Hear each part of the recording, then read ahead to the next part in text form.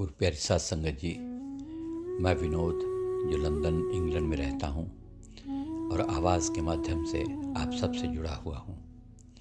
आज पूज्य मनीष साहब जी द्वारा लिखित ग्रंथ सच्चा संत या फ़कीर में फरमाए के वचन आपकी सेवा में पेश करने जा रहा हूँ और उम्मीद करता हूँ कि सभी भाई बहन इन्हें गौर से सुने और इन वचनों को अपने जीवन में उतारने की कोशिश करें। सो पेश है पूज्य मनीष साहब जी के वचन और आज कल से आगे सत्संग की महिमा। आज पूज्य मनीष साहब जी अपनी ज़बान मुबारक से फरमाते हैं कि सत्संग की महिमा कहन और कथन से परे है। उसकी महिमा को वे लोग खूब जानते हैं जिन्होंने सत्संग से फ़ायदा उठाया है।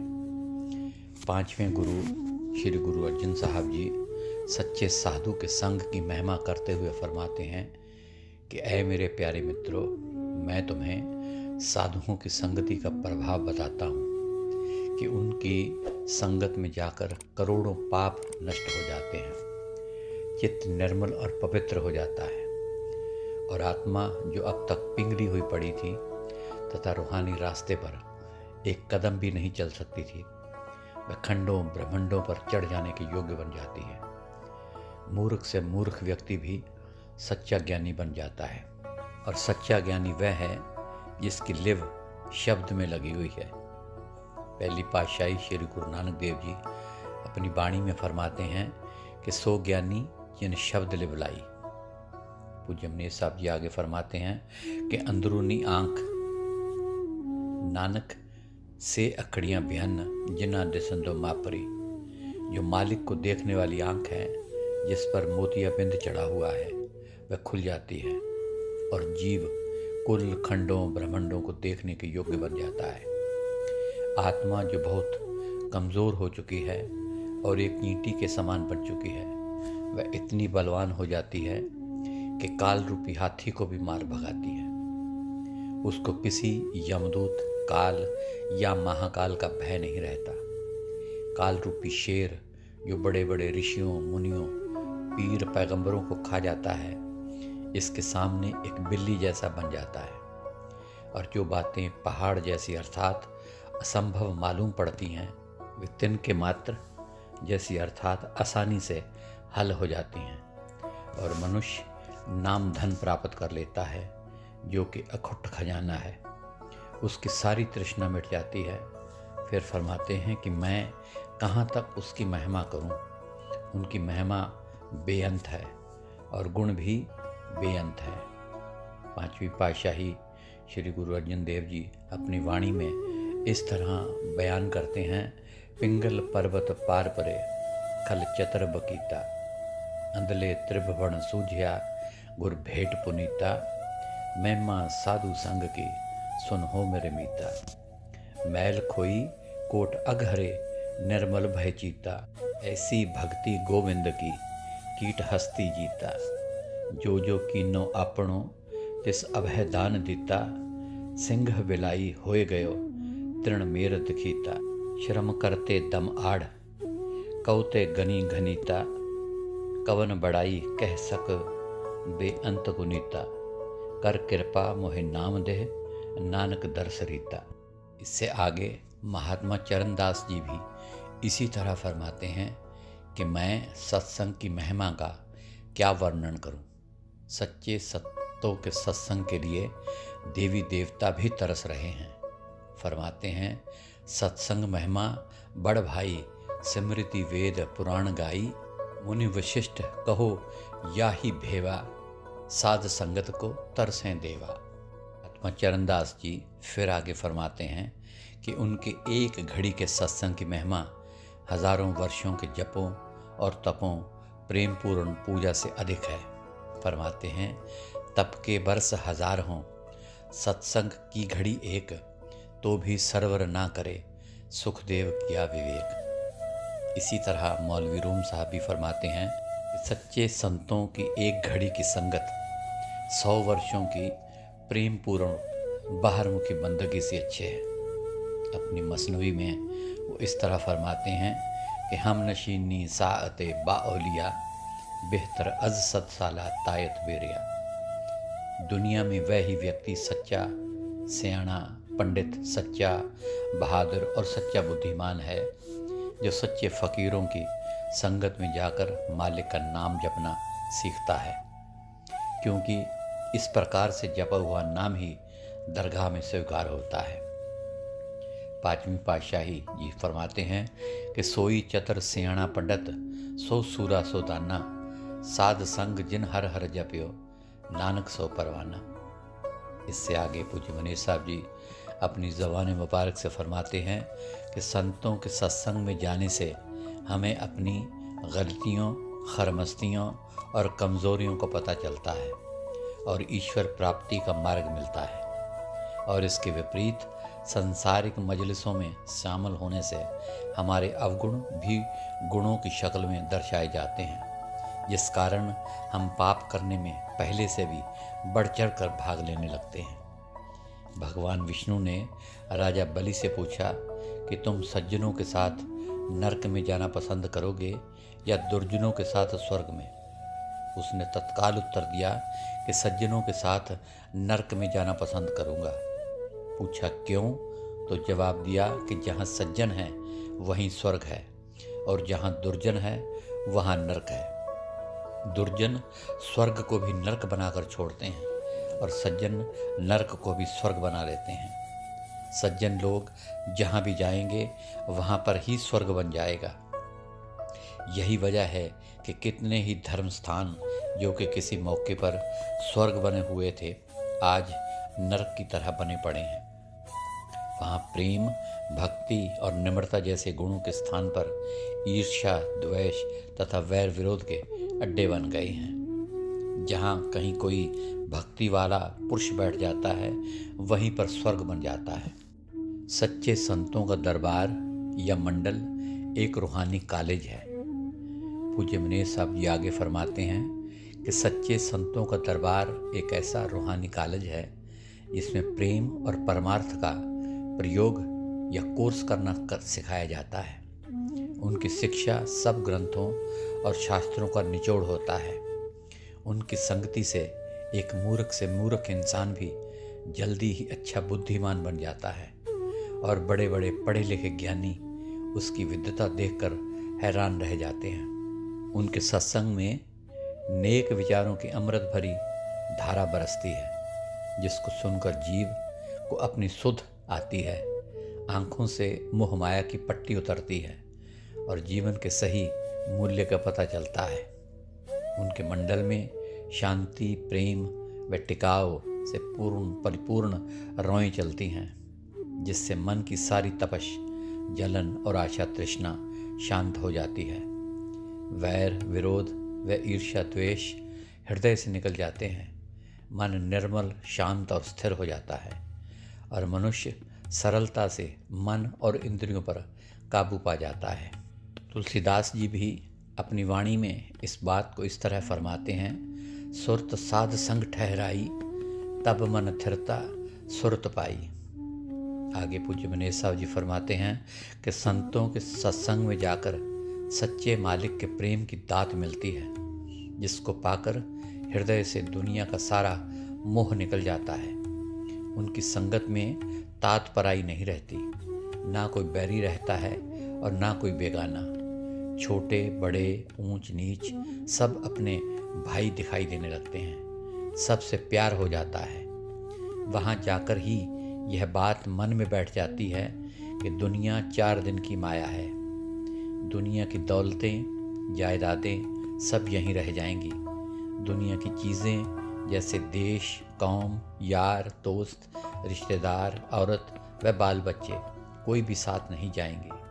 यह तन जो जन्म से ही साथ आया है और जिसके द्वारा संसार से संबंध पड़ा है, यह भी यहीं रह जाएगा। इसके बारे में 9वें गुरु श्री गुरु तेग बहादुर जी क्या फरमाते हैं, जो तन उपजया संग ही, सो भी संग न होया।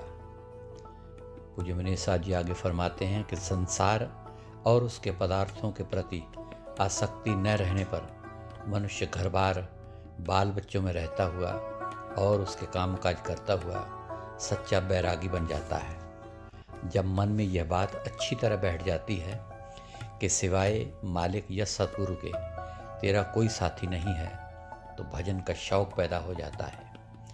भजन सिमरन करने से युगों युगों से किए गए पाप सामने आने लगते हैं और मनुष्य के अंदर मालिक का भय पैदा हो जाता है कि वह कैसे बख्शा जाएगा। यह चिंता उसे सताने लगती है कि वह कैसे अपने देश मालिक के पास पहुंचेगा। उसने सारी उम्र पराए कामों में गुजार दी, जिंदगी के दिन ख़त्म होने को हैं। इस चिंता फिक्र में नींद और भूख का ख्याल जाता रहता है और दिन रात सिमरन में गुजारने लगता है और मालिक से विनती करता रहता है, क्या मेरे सतगुरु बुला लो मुझे भी, द्वारे आने के काबिल नहीं हूँ। मैं गुनाहगार हूँ, माफ़ कर दो, मुँह दुखाने के काबिल नहीं हूँ। मुझको परवाह नहीं है ज़माने की, रूठता है तो रूठे खुशी से। मेरे सतगुरु ना तुम रूठ जाना, मैं मनाने के काबिल नहीं हूँ। खुश्क लब आंखें पत्थर आ गई हैं, सांसों का भरोसा नहीं है। मेरे सतगुरु न तुम ठुकराना, ठोकर खाने के काबिल नहीं हूँ। गम ने मारा और गम ने सताया, गम ने मुझको परेशान किया है। इस गम से मैं अब दब चुका हूँ, गम उठाने के काबिल नहीं हूँ। पूज्य मनीष साहब जी आगे फरमाते हैं कि सिमरन और मालिक से विनती और पुकार करते रहने से दुनिया के ख्यालों का गुबार जो मन पर हर वक्त चढ़ा रहता है उतरने लगता है। पाप कम होने लगते हैं, हृदय स्वच्छ होता जाता है, आत्मा अंदर जाने लगती है और अमृत रूपी नाम हृदय में प्रकट होना शुरू हो जाता है तथा इसका रस आने लगता है। अनहद शब्द सुनाई देने लगता है और मालिक की निकटता प्रतीत होने लगती है। तीसरी पातशाही श्री गुरु अमरदास जी इस बात को वाणी में इस तरह बयान करते हैं, प्रभु के सिमरण मन की मल जाए, अमृत नाम हृदय माहे समाहे। प्रभु को सिमरे तिन अनद घनेरे, प्रभु को सिमरे बसे हर नेरे। पूज्य मनीष साहब जी आगे फरमाते हैं कि यही सत्संग करने का सार है, अर्थात अमृत का पीना और इसका रस लेना और शांति प्राप्त करना, वरना अमृत कोई मुंह से कहने की कोई चीज़ नहीं। शाह बाहू साहब फरमाते हैं कि संतों की संगत और सिमरन भजन करने से प्रेमी की आत्मिक अवस्था बदल जाती है। उसके अंदर अल्लाह का पौधा फूटने लगता है और अंदर से ही सुगंध आने लगती है। सुल्तान बाहू अपनी वाणी में इस बात को इस तरह बयान करते हैं कि अंदर बूटी मुश्क मचाया, जां फुल्लण ते आई हो। ऐसे प्रेमी को दिन रात नींद नहीं आती और वह अपने किए हुए भजन को इस तरह संभालता रहता है जिस तरह किसी बाग का माली अपने पौधों की संभाल करता रहता है कि कहीं पानी की कमी अथवा सर्दी या गर्मी की अधिकता के कारण उसे कोई हानि ना हो जाए। सो सुल्तान बाहू जी आगे इस बात को इस तरह फरमाते हैं, रे राती ख्वाब ना उन्ना जिड़े अल्लाह वाले हो, बागवाना दे बूटे वांगू तालब नित संभाले हो। चौथी पातशाही श्री गुरु रामदास जी फरमाते हैं कि बड़े भाग्य से सच्चे संतों का सत्संग प्राप्त होता है। वहाँ 68 तीर्थों पर नहाने का फल मिलता है और सच्ची मत प्राप्त होती है। मनुष्य मोह माया की मैलों से साफ होकर पवित्र बन जाता है। मालिक का नाम मीठा लगने लगता है और उसके नाम या शब्द का रंग चढ़ने लगता है। अपनी वाणी में श्री गुरु रामदास जी इस तरह फरमाते हैं, वड्डे भाग सत्संगत पाई, हर हर नाम रेहा भरपूर, 68 तीरथ मंजन किया, सत्संगत पग नाये तोर। फिर आगे फरमाते हैं, सत्संगत मिले मत बुद्ध पाई, हों झूठे ममता जाल, हर नामा हर मीठ लगाना, गुरु की ये शब्द निहाल। संतों का मंडल एक प्रकार से वातानुकूल यानी कि एयर कंडीशन मंडल है। दुनिया एक जलती हुई भट्ठी के समान है। क्या अमीर, क्या गरीब, क्या मर्द, क्या औरत, सब के सब इस भट्टी में अनाज की तरह भूने जा रहे हैं और बचाव की कोई सूरत नज़र नहीं आती। शेख फरीद साहब गुरु ग्रंथ साहब में इस बात को इस तरह फरमाते हैं किछ न बूझे किछ न सूझे दुनिया गुज्जी बाहे। संतों का सत्संग व्याकुल जीवों का आधार है। वहाँ भक्ति भाव की लहरें उमड़ती रहती हैं, जिनका शांत और शीतल प्रभाव सबको शीतलता बख्शता है और जीव की मोह माया की अग्नि बुझने लगती है। शरीर के दुख सुख की अनुभूति कम होने लगती है और अंदर से तसल्लियाँ मिलनी शुरू हो जाती हैं। अनहद धुन सुनाई देने लगती है और अंदर अमृत की धार का रस मिलना शुरू हो जाता है। चौथी पातशाही श्री गुरु रामदास जी इस बात को इस तरह बयान करते हैं।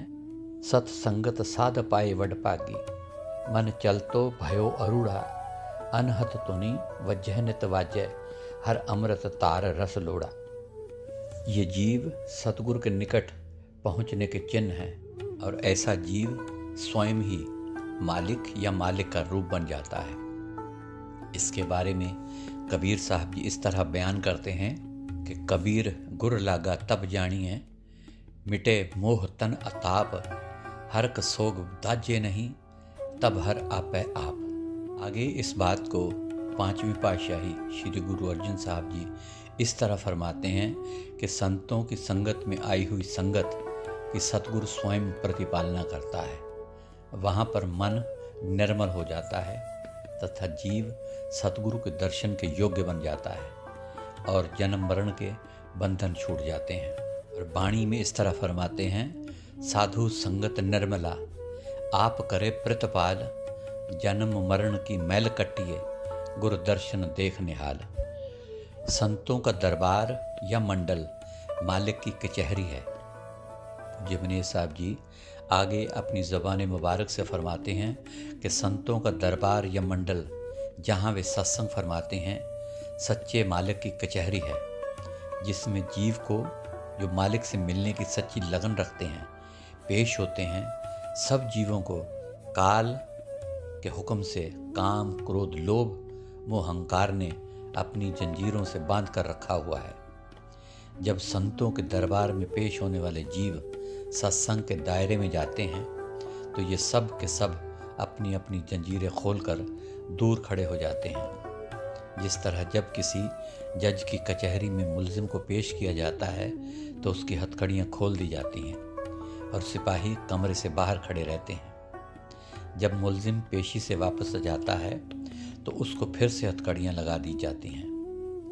श्री गुरु नानक साहब जी फरमाते हैं कि धर्मराय को मालिक का हुक्म है कि जहाँ भी सच्चे साधुओं का सत्संग और सच्चे मालिक का भजन सिमरन है, वहाँ उसके दूत न जाएं। जन्म साखी में श्री गुरु नानक साहब जी फरमाते हैं, जह साधु गोविंद भजन, कीर्तन नानक नीत, ना हो ना तू न छुटे, निकट न दूत जाए। इसी बात को पांचवी पातशाही श्री गुरु अर्जन देव जी भी गुरबाणी में इस तरह बयान करते हैं, संत मंडल में है जम कुछ न कहे। इससे आगे पूज्य मनेर साहब जी फरमाते हैं कि जब जीव इस सच्चे मंडल में पेश होकर वापस जाते हैं तो वे सब जीवों को फिर से अपनी अपनी जंजीरों में बांध लेते हैं और अपना अपना काम करवाना शुरू कर देते हैं। यही वजह है कि संतों के सत्संग में जीव लगभग सभी सांसारिक बातें भूल जाता है। सच्चे संतों के सत्संग में केवल सच्चे मालिक के गुण गाए जाते हैं और उसी की कथा चलती है और वहाँ अहम भाव का नाश होता है। पांचवी पातशाही श्री गुरु अर्जन देव जी इस बात को इस तरह बयान करते हैं कि संत मंडल तहाँ का नाव, पार ब्रह्म केवल गुण गाओ। संत मंडल में है निर्मल कथा, संत संग हों में दुख नसा।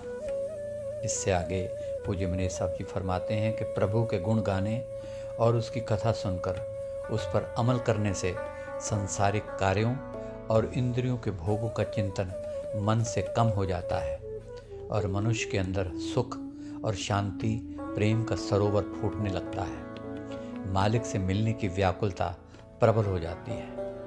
श्री गुरु अर्जन साहब जी इस बात को इस तरह बयान करते हैं कि सुब्बर भरे प्रेम रस रंग, उपजे चाओ साध के संग। परंतु ज्यों ही जीव इस दायरे से बाहर निकलता है फिर से काम क्रोध आदि की जंजीरों में जकड़ लिया जाता है और उसके अंदर संसारिक विचार तत्काल जोर पकड़ लेते हैं। संतों के दरबार के अंदर अगर कभी किसी के हृदय में सांसारिक विचार पैदा होते भी हैं तो लेश मात्र ही, और वह भी केवल इस कारण से कि युगों युगों से काम क्रोध आदि के कुसंग का असर जीव पर इतना प्रबल हो चुका होता है कि वे दुनियादारी का ठेका ही बांध कर बैठा है। लेकिन फिर भी संतों के सत्संग का असर बहुत होता है। संतों के वचन जीव के अंदर तीरों की तरह बिध जाते हैं और काम और क्रोध आदि के दबाव में कमी का अनुभव करते हुए जीव स्वयं को आज़ाद अनुभव करता है। इस खुशी में वह फूला नहीं समाता। जिस तरह एक गरीब आदमी किसी बादशाह से मेल होने पर खुशी महसूस करता है, इसी प्रकार सत्संग करते करते जीव काल और माया की जेल से निकलकर आज़ाद हो जाता है। संतों की तरह पूर्ण मुक्ति प्राप्त करके वह स्वयं ही संत बन जाता है और नीच गति से ऊंच गति को प्राप्त होता है। इस बात को भगत धन्ना जी गुरु ग्रंथ साहब में इस तरह फरमाते हैं, 8 दाम को छिपरो होयो लखीणा, यानी कि संतों की शरण में आने से पहले मेरा दाम 8 था, 8 दाम था, लेकिन अब उनकी छत्र छाया में आने के बाद में मेरा मोल लाखों का हो गया है। सो गुरु प्यारी साध संगत जी, आज के लिए इतना ही। कल फिर आपकी सेवा में सच्चा संत या फ़कीर ग्रंथ में से आगे के कुछ अंश पेश करूँगा।